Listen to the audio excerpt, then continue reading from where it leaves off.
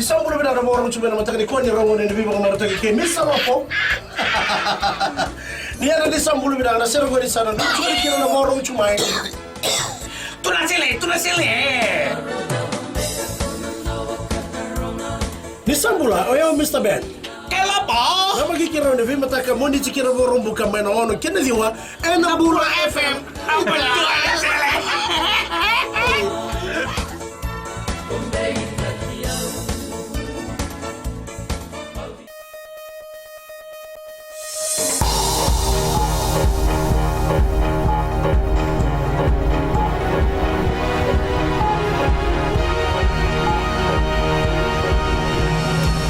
This is FBC News. I'm Jackie Spade. In this bulletin, $16 million facelift for Suva's Albert Park. Prime Minister reassures that Ithauke rights not taken away. And Kinoya Villages safe from eviction.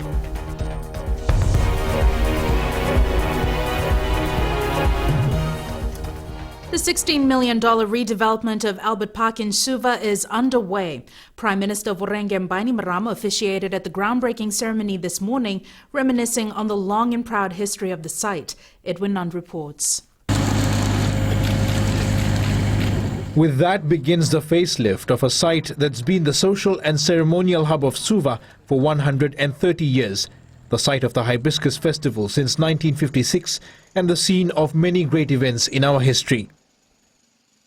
And on a sunny morning, on October the 10th, 1970, all the Fijians will remember being here as our noble banner blue was hoisted for the first time to mark our independence from Britain and the birth of our new nation. Over the years, some of the most famous faces in the world have also gazed out over this park, including Queen Elizabeth and Prince Philip, and most recently, the current Indian Prime Minister, Narendra Modi. Bainimarama noted that the upgrade is long overdue as the Suva City Council has struggled to cope with drainage problems and occasional flooding. Trudging through the mud during Hibiscus was a norm. Anyone who's played rugby here will know that for far too many years, Albert Park has either been a mud bath or so hard and uneven that injuries have been almost inevitable. Indeed, many of our veteran players have called this place the house of pain. It simply wasn't worthy of our great city, so something had to be done. The government is providing $10 million for the redevelopment, which includes 4 rugby or soccer grounds, 2 cricket fields with artificial pitches and modern lighting. There will also be a new grandstand. The one behind me will be torn down and built anew on the opposite end of Albert Park, nearer to Thurston Garden. It will have seating capacity for 1,000 people, as well as access for the disabled, corporate lounges, VIP rooms, and parking for up to 28 vehicles. Edwin Nund, FBC News. Suspended MP Ratanaingama Lalambalavu's challenge against his removal from Parliament was heard in the Suva High Court today.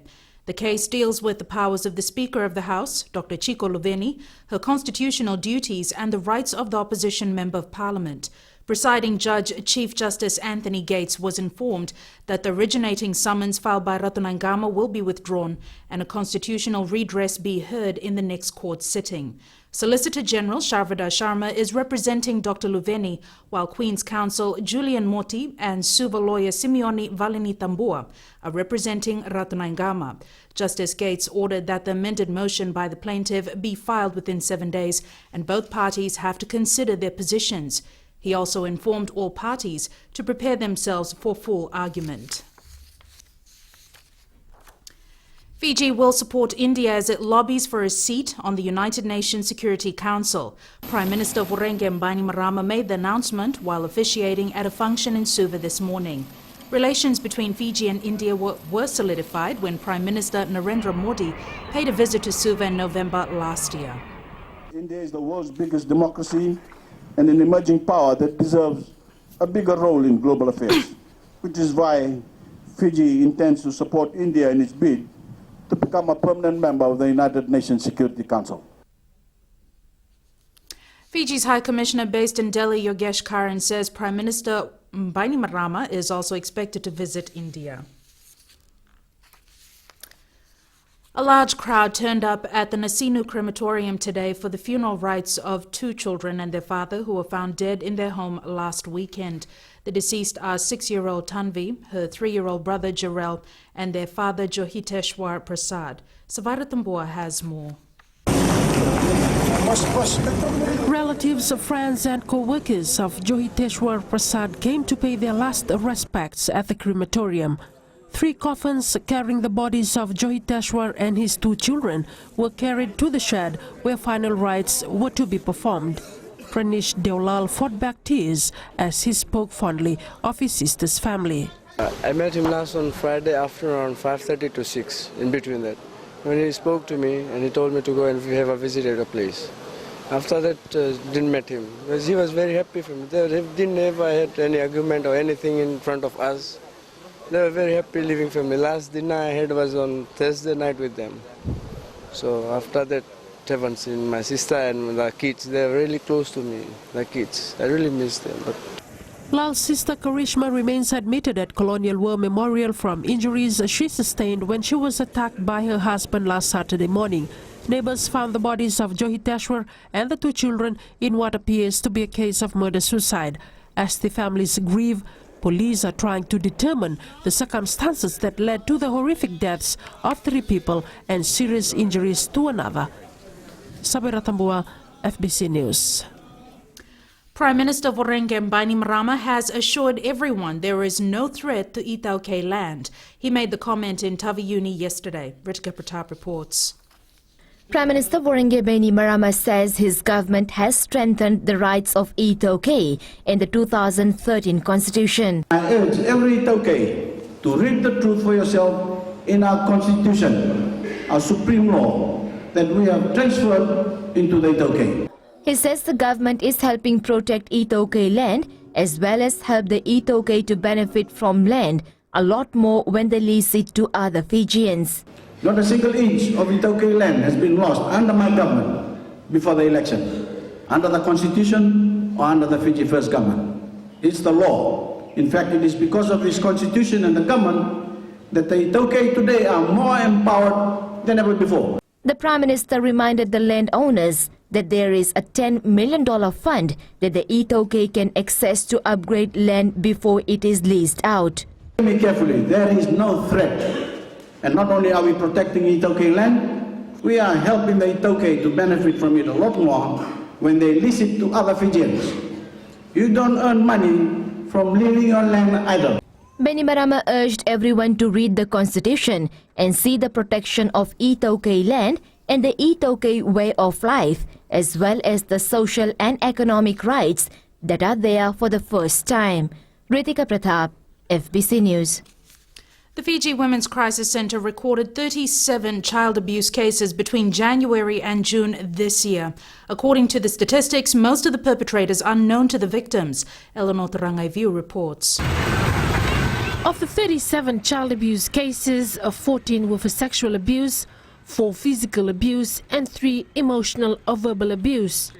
According to statistics, majority of the perpetrators were boyfriends, family friends, fathers, landlords, mother's partner, neighbors, strangers, tenants and uncles. Most of the child abuse cases are coming from the homes.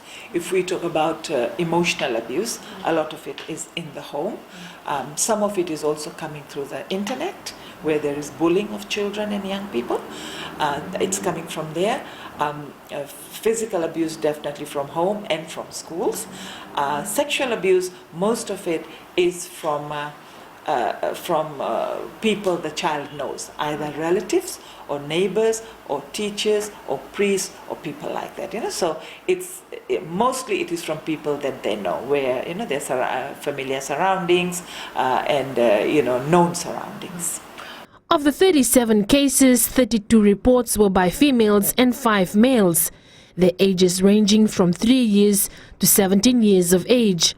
Oral rape and digital rape, the use of fingers, topped the forms of sexual abuse on children.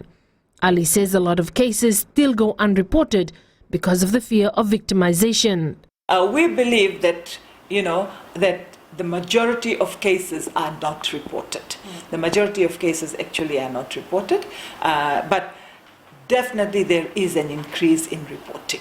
And for many, many reasons. Other cases don't get reported. There's lack of services, lack of knowledge and information, lack of knowledge about their rights. Some forms of child abuse are, amongst others, rape, being verbally rude, saying or doing hurtful things, stabbing, punching and pushing, stalking, and asking for sexual favors.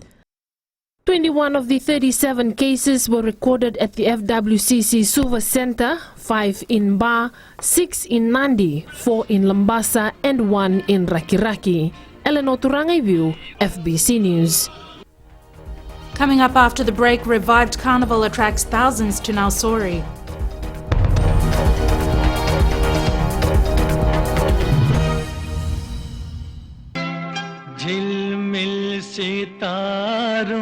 घर संसार में आपका स्वागत है।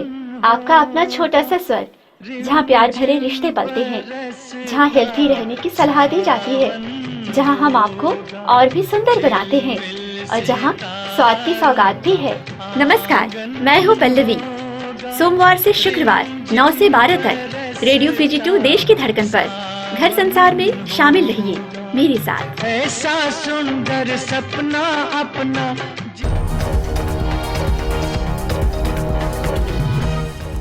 The Prime Minister's office has intervened in the possible eviction of 7 families of Kinoya Village in Nasinu. The Prime Minister's Resettlement Task Force unit met with the families today. Ali Kimbia has more. The development of this piece of land in Kinoya Village will continue, but the families will not be affected. There was a report lodged to the office.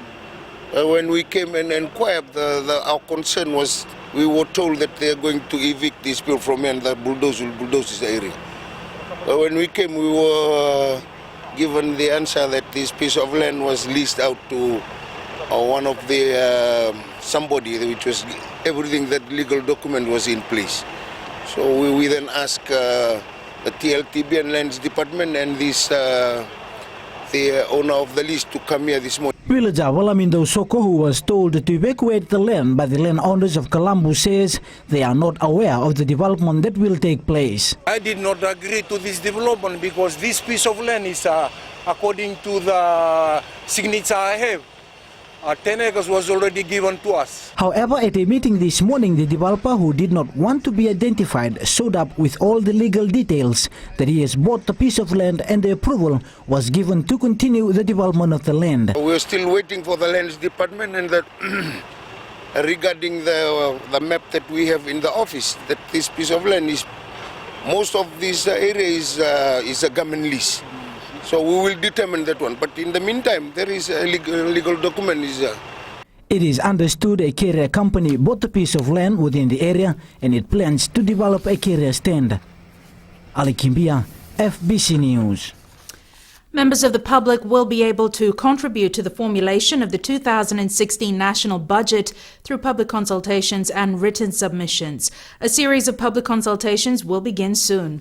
In a paid advertisement, Attorney General and Finance Minister Ayaz Said Qayyum said all Fijians are also invited to give written submissions.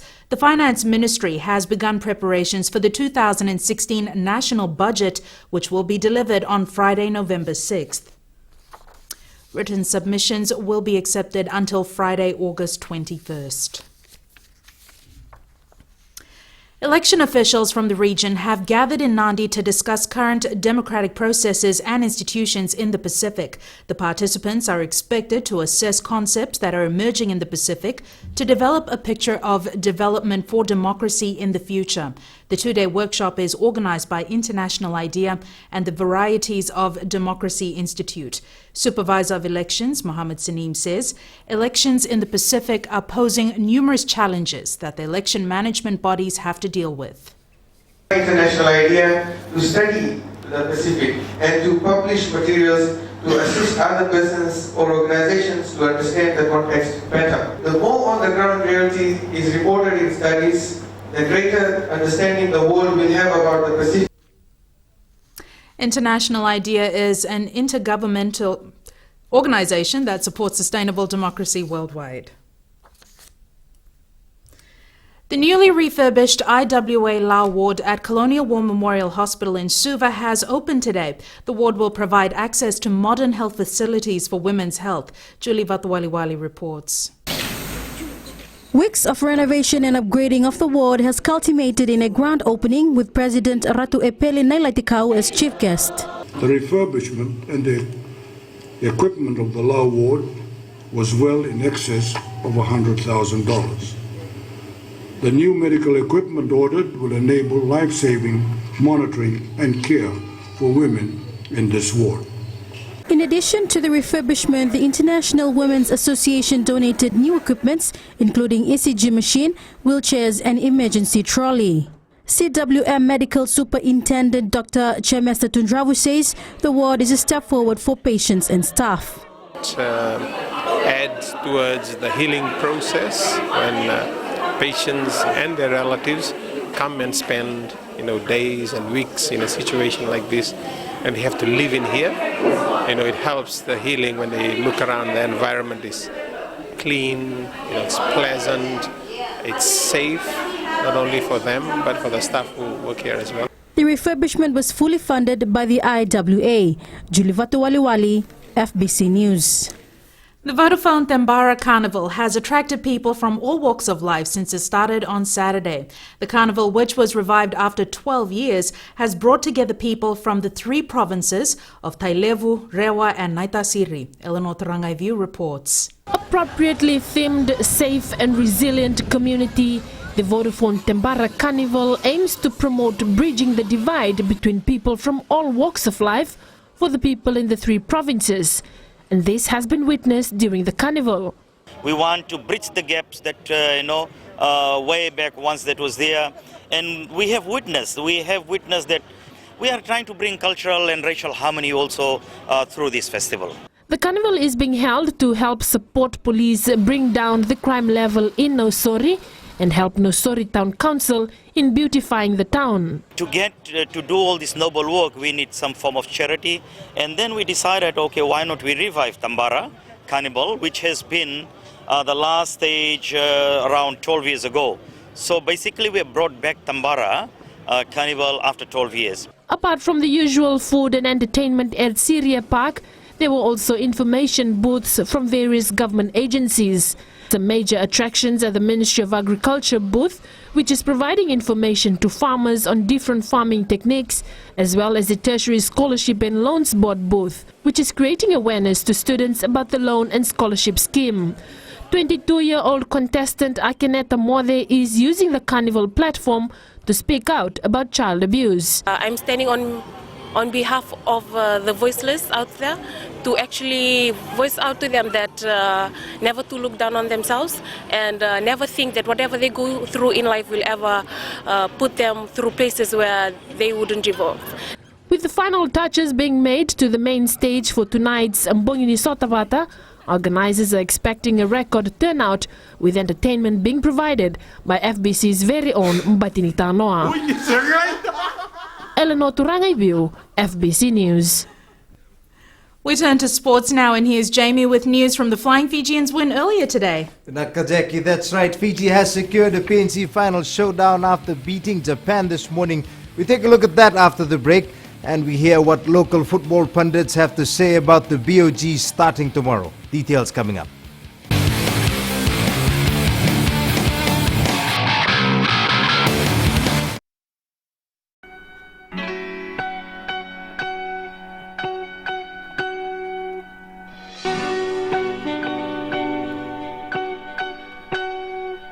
If you just joined us on the System After Dark, this is a homegrown number courtesy of E3 and Cracker. Bulla, how's it going? I'm D, your host on the System After Dark, right here on Today FM. Today's hit music. You can catch me weeknights at 7 p.m. That's from Monday to Friday, only on the home of Today's hit music. And don't forget, that's D with you every weeknight on the System After Dark.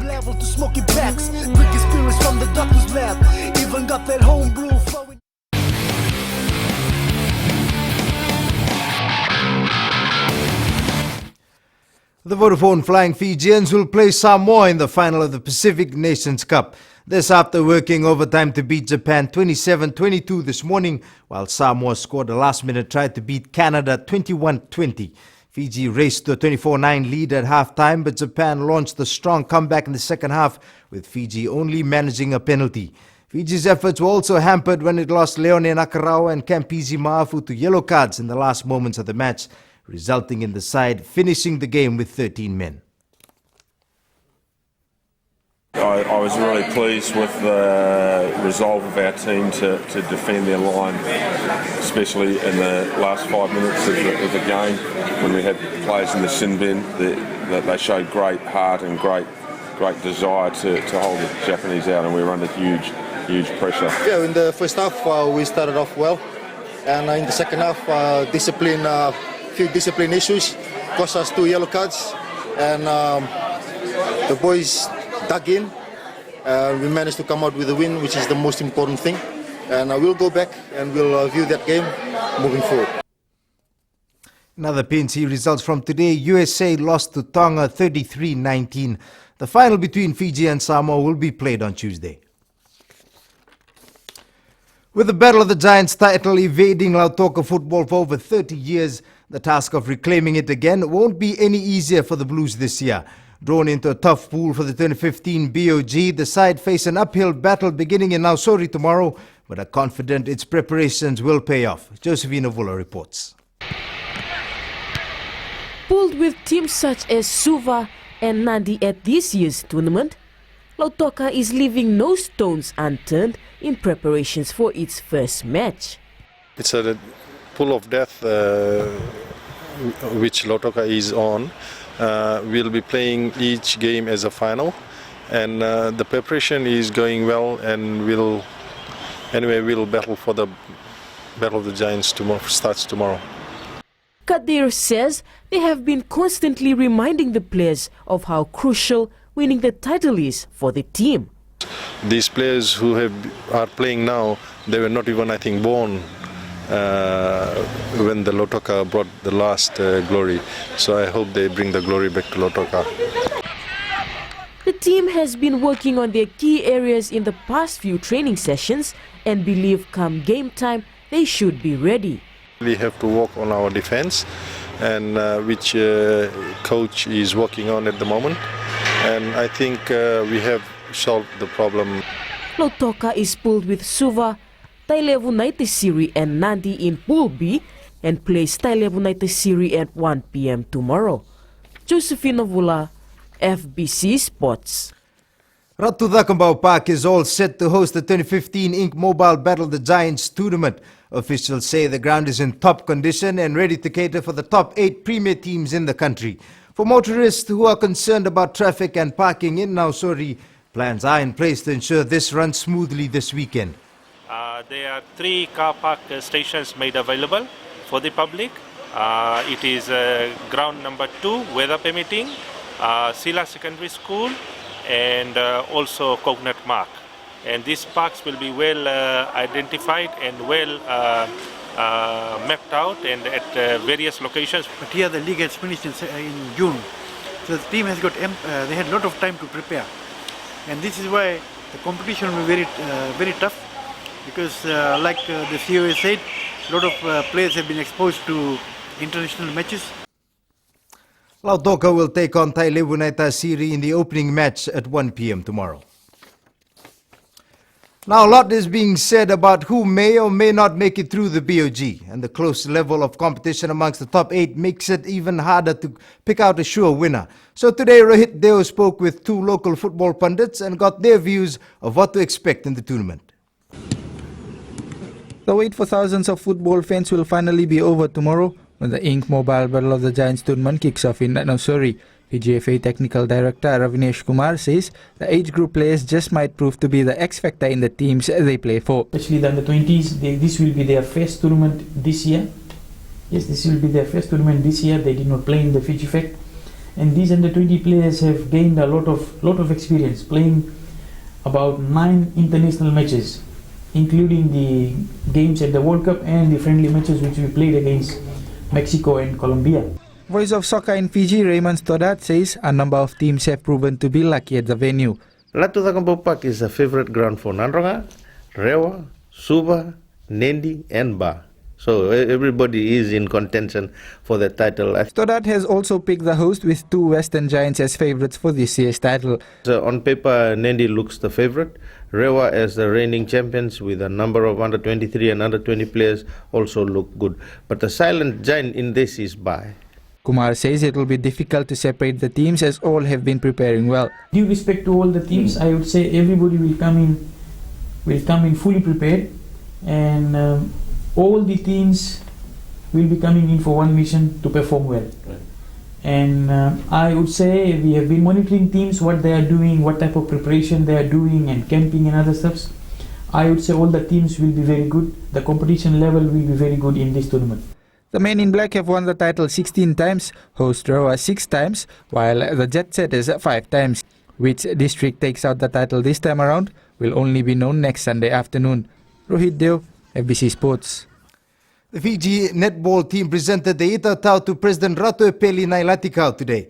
The side, which leaves for the World Championships on Monday, was reminded that just like all other national teams, the players need to keep in mind they're flying the Fijian flag. A great task that you are going to face in the next couple of weeks. And that is the World Cup tournament that is going to take place in Australia. That you are ready for what may come and that you have been well prepared for that. We have all followed your progress over these last few years. We've followed your training and we know what you can achieve. And a reminder that you can watch all of Fiji's games, the semi-finals and finals at the World Netball Championships, live on FBC TV. Good news for teams travelling from the Western Division to participate in the quarterfinals of the Coke Zero Deans Trophy in Suva on Saturday. Accommodation arrangements have been made for teams to stay back after their matches.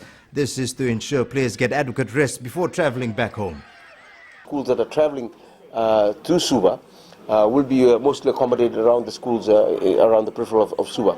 And we've asked to work with the Fiji police to ensure that we work together in ensuring a very smooth, successful event. The Dean's quarterfinals will be played at the ANZ Stadium. That's it from sports tonight. It's back to Jackie now with business.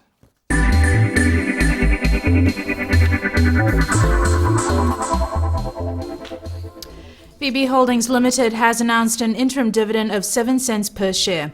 This will provide a total return of 4.3% per annum on an annualized basis. Company Chair SM Suku says the board is pleased to announce the first interim dividend for this year. FBC Holdings was established in 1945 and listed on the SPSC in 2001. Dividends from SPSC listed companies are tax-free to shareholders. It's government initiative to encourage more members of the public to own companies in Fiji.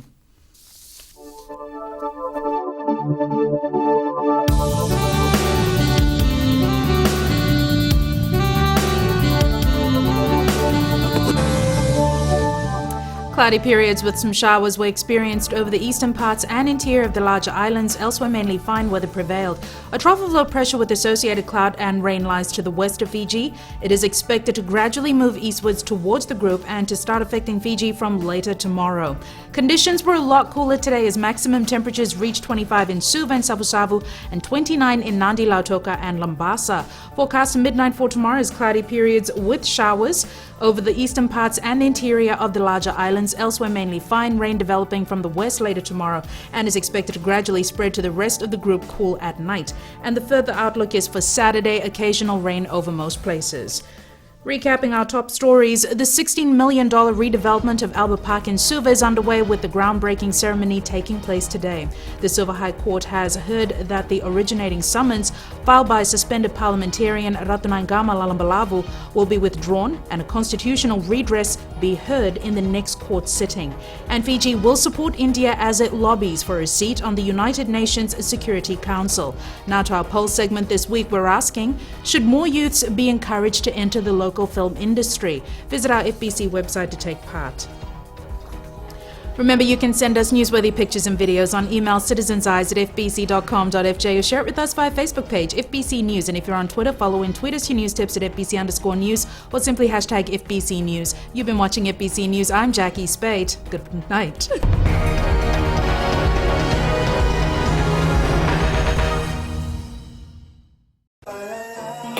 Gold FM, only the classic hits. Beautiful song from the group Firehouse and When I Look Into Your Eyes. Before that, you heard from Smokey Robinson with One Heartbeat. We'll take a short break and join us in the next hour for more music from Seal. Bulabanaka. I'm DJ Tora. Join me every weekdays, 7 until midnight on the Premium Classics. Right here on Gold FM, only the classic hits.